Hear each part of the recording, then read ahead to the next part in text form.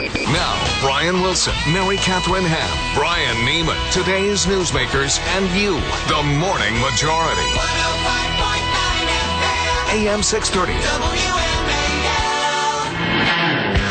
8:37 on WMAL. Happy Friday morning to you, Brian Neiman, Susan Ferriccio from the Washington Examiners in the house this morning. Brian Wilson, Mary Catherine will be back on Monday. Actually, Mary Catherine will be back on Tuesday. I can't wait to hear her stories from her belated honeymoon. She summited Mount Kilimanjaro, tallest peak in Africa. And sitting on the beach somewhere, she was lamenting the fact that they couldn't get the Thanksgiving football games on the beaches in Africa yesterday. I was like, I'd rather have your problem where my choice between a gin and tonic and a lava flow versus watching the Lions and my goodness. And whoever.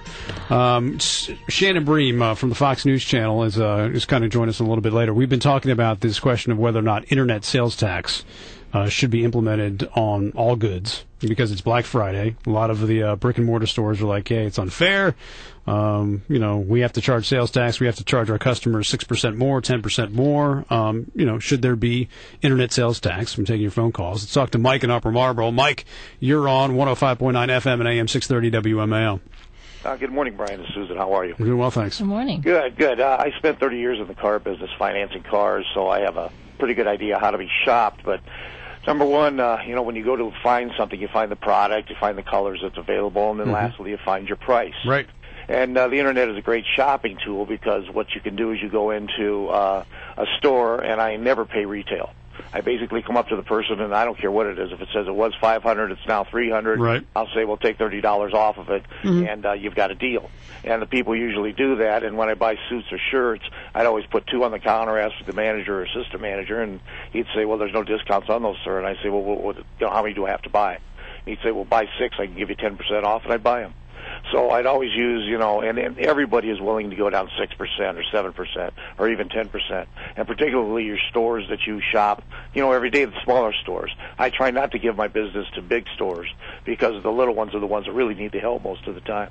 And that's a good tool just to make sure that you don't pay retail. Now, my wife had a problem the first time I did that. She covered her eyes and ran from the store because she had never heard of, shopping a store and actually getting to discount the price. But it does work. Well, what about this tax? Will you shop online if you're going to have to pay a tax you hadn't previously been paying? Well, there's going to be a problem with the interstate or intrastate taxes on this. As far as, because I used to have people argue with me if I'm buying a car and I'm from, let's say, Nevada where there's no sales tax, they would just buy it, have it shipped there and license it there so they didn't pay taxes, which was fine with us, as long as they paid the transportation fees. But some of them were truckers or owned a trucking firm and they didn't pay anything. Now, there's always going to be some sort of internet deal there. I'll pay the taxes as long as they discount the price of whatever I buy by the tax I pay. They might raise your price, though, if they have to... Well, then I'll raise my discount rate. If I don't get it, then I walk. You're the real negotiator. Forget William Shatner. Mike. Absolutely. Yeah. Well, I'd blow that guy away. Maybe you should start your own business in that way.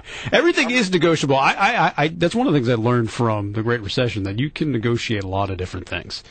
And there's no doubt about it. Although I still think it would be difficult for you to walk into a Best Buy, Macy's or something, or and say, "Look, I'm not paying any more than $30 for the sweater." I mean, the clerks will be like, "Whatever, dude." Okay. Yeah.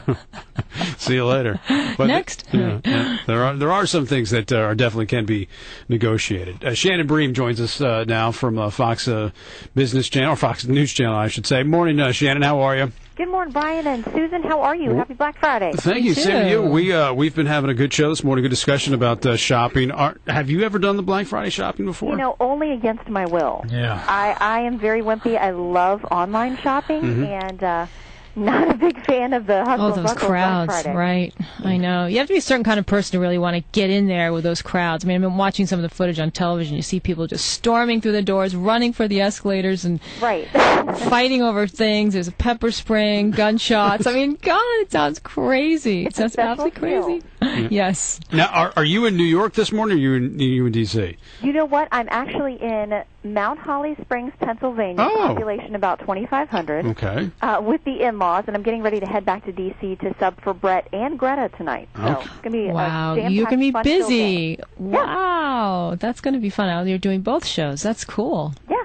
Really cool. We were talking earlier this morning about the two big tax things that are coming up by the end of the year. Will Congress extend the unemployment benefits, and will they extend the payroll tax, the Social Security tax that was decreased by, I think, about 2% by the end of the year, and how big of a fight that's going to be in the next couple of days? Yeah, I think you're absolutely right because, the president's been very public in talking about it and saying, if they don't pass it, this is what happens to a family. He spells out the dollar amounts, and he basically puts the GOP in a tough position. Are you going to go out there and say, we're not going to vote for these changes, and it's going to impact everyone, middle America, from the highest to the lowest? And the president's been very clear in setting up exactly the way he'd like to frame the argument, and it puts him in a tough position. But as much as most people would like to say, sure, this isn't a great time to raise taxes and let's give families a break, especially around the holidays, there's always the question of how you're going to pay for it. And, that's going to be the headbutting that we see all over the Hill the next couple of weeks.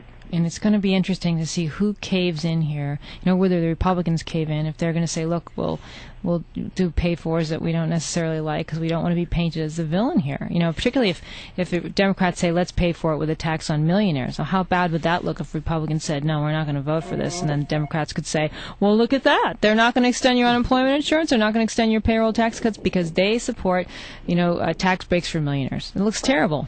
Right, and that's exactly the way that it's been framed up and teed up for them. And, of course, the Republicans' immediate response is always, those are the people who are creating jobs. You're talking about small business people. We can't tax them and take away their ability to create more jobs at this point. So sometimes you feel like Washington is just one big battle of semantics, and I think this one's going to get ugly. All right, so you're filling in for Brett tonight, and then you'll be doing the weekend show as well, right? You got it. All right. 12 o'clock on Sunday. Fantastic. We'll be watching. Thank you, Shannon, as always. Have a great Appreciate weekend. it.